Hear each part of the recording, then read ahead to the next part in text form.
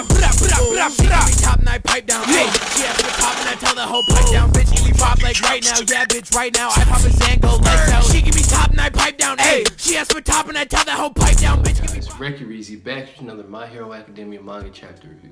And this time we got chapter 254.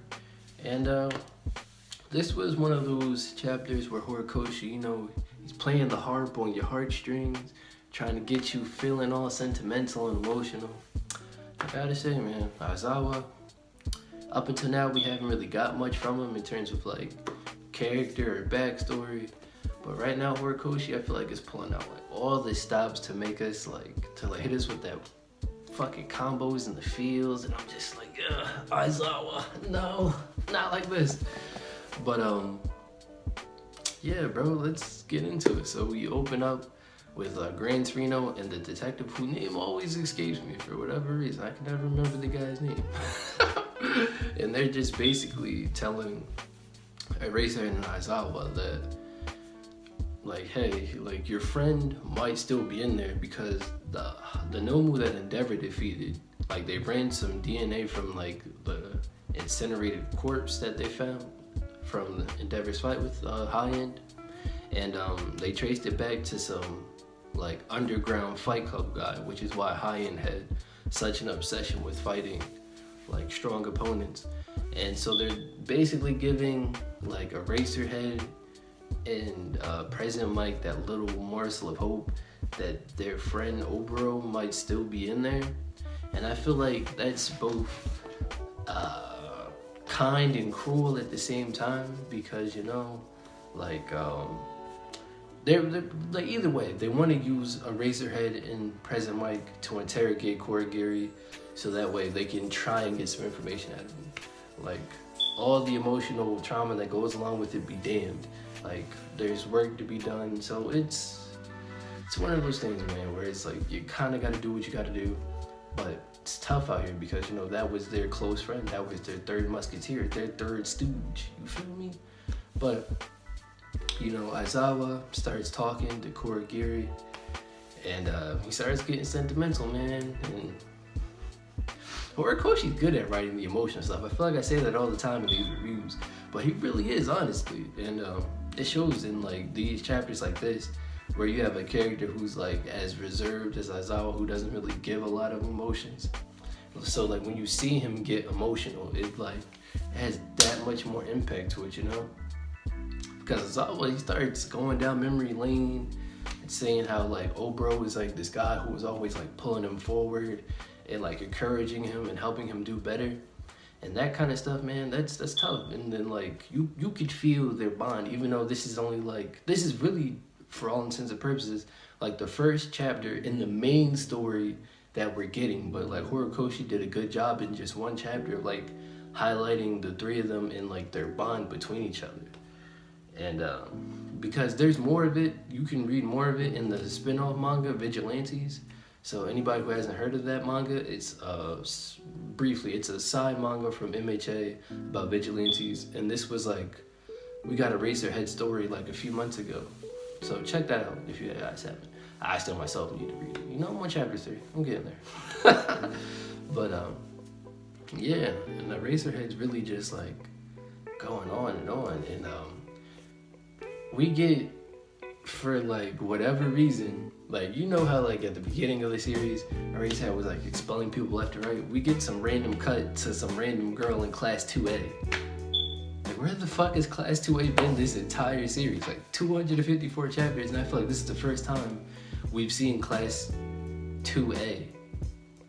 And I'm just like, what the fuck? And then it's just a random girl like remembering, hey, you remember that time Eraserhead expelled all of us? Oh yeah. Like, but I mean, it's cool, you know, it develops you a little bit more, fleshes it out a smidge. So I mean, maybe we'll see more of them in the future. I feel like we have to, right? Like, they all got expelled. You can't just have a random like cutaway to like some random girl in Class 2A and we never see her again, right? Right? Or am I just tripping? Alright, but anywho, then Eraserhead's talking about like he wishes his students could experience death, which is mildly dark but understandable, so that way they could understand like this hero shit is not a fucking game. and you can die, which I feel like maybe light foreshadowing that somebody in Class A could die. Take your bets. Is somebody gonna die? Is somebody still a traitor? Even though it's all very interesting, because we have the impending arrival of Shigaraki in a few months, so this might be some very mild and light sprinkling of some foreshadowing that maybe we're gonna lose one of our core characters from Class 1A, which would be tragic. But yeah, man, it's like this whole thing, I feel like I kind of want like a very Kakashi-esque Obito arc out of this, like those two clash with each other at some point. I feel like it would be hype because, excuse me, it's very similar to Obito. Like Obito got crushed under a rock, Obro got crushed under a building. They both thought their respective friend was dead. Little did they know they weren't dead. But the situations are mildly different, Details, you feel me? But I mean, it could be awesome. Like, I kind of want a dark arc for Aizawa. Not like too dark where he's like emo Aizawa, but maybe like he's on the hunt and he's like picking off members of the League of Villains. Maybe not like the core League of Villains, but maybe like some Liberation Army members, and trying to pick them off and interrogate them, get some more intel. I think that would be pretty hype, because Aizawa is like, he's like one of those like peekaboo kind of characters, in the sense like he can't really do well in like a head-to-head fight because of the nature of his quirk. So at nighttime, if he just disables your quirk, takes you down with his binding cloths, like that's kind of what I want to see. I want to see like Aizawa like in the streets at night, picking off members, trying to interrogate people, trying to get some quick intel, piece some stuff together. I think it could be awesome. But yeah, and then like we basically get Aizawa, taking his goggles off, because the goggles he has are a gift from Oboro. He's like crying, like shedding real tears at this point. Shit is pretty sad, man. But at the end of the chapter, we get like this little brief panel picture of the guy who's monitoring Kurogiri from the other side on the computers. So I think Kurogiri is starting to have like some sort of reaction to what Aizawa was saying, because like he really is giving like a big emotional plea to Kurogiri and trying to see if his friend is still in there. So all of that remains to be seen. All in all, this chapter was great. Anytime Horikoshi is writing some shit to hit you in the feels, it's always a good time. You get some tissues, you just cry it out while you're reading it, and it's a fucking blast. But this chapter I feel like is some backstory, and it's like some light setup here and there, like I said, the brief foreshadowing of him saying like he wished they could experience death so they could understand some shit.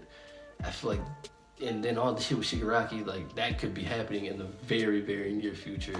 And the random chick from Class 2A, we don't know. She could be playing, like that class could be playing a role in this, because she did say some shit like, don't you feel like we're all the better for getting expelled by him? And then the rest of the classmates like, bitch, you tripping. Like, that shit's on my permanent record. But I mean, I feel them though. That does suck. That shit is on your permanent record. But anywho, I feel like there's just a lot. Horikoshi is like, Horikoshi does a great job, in my opinion, of doing like subtle setup, just leaving some breadcrumbs here and there, and you're just like, the average person is just not even paying attention to that kind of shit. They're just like, reading the chapter, enjoying it for what it is. But like the initiated, you and me, we're on to these, we're peeping these clues each week. So the setup is still there, we're still building to something, because Shigaraki is still in a fucking cocoon somewhere. So we're still building, we're still fleshing people out, because when Shigaraki gets out of that cocoon, it's gonna rain death and destruction. Who knows who's gonna die? A lot of people are gonna die, and I'm here for it. But yeah, Kurogiri's a no-mo. I still can't get over that. I got a video coming out about that. Been writing that script lately. But that's gonna do it for this one, guys. Be sure to like, comment, and subscribe, people. We on the road to 200 subscribers, so hit the subscribe. Bless a young Negro. For just 1 subscriber a day, you can help a young Negro's dreams come true. Ah, my lord. Saying that. But I've been Reezy. You guys just got ready. And I'm going to catch you guys in the next one. Peace.